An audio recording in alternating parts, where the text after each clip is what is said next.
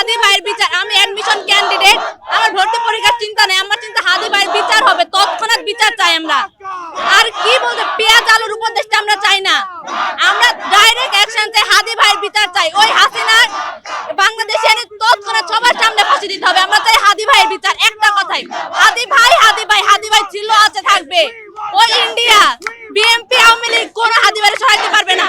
আমরা হাদি ভাইকে চাই, হাদি ভাইয়ের বিচার চাই। আর এই যে তেল আলু পেঁয়াজের উপদেশটা, তেল দেওয়া মিডিয়া, আলু পেঁয়াজের বাম্পার ফলনের বিডিবি, আমরা কাউকে চাই না, আমরা চাই হাদি ভাই। ইনসাফের কথা হবে, ইনসাফের বাংলাদেশ তৈরি হবে।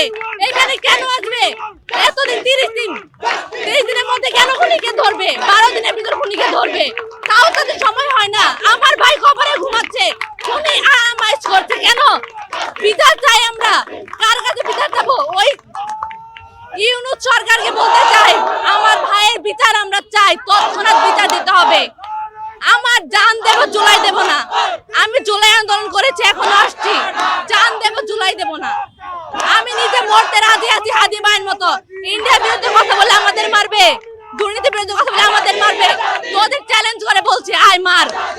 ওপেনলি আছি, কয়টা গুলি করবি, মাথায় করবি, বুকে করবি, ওপেনলি। আমরা চাই হাদি ভাইয়ের বিচার, তৎক্ষণাৎ বিচার।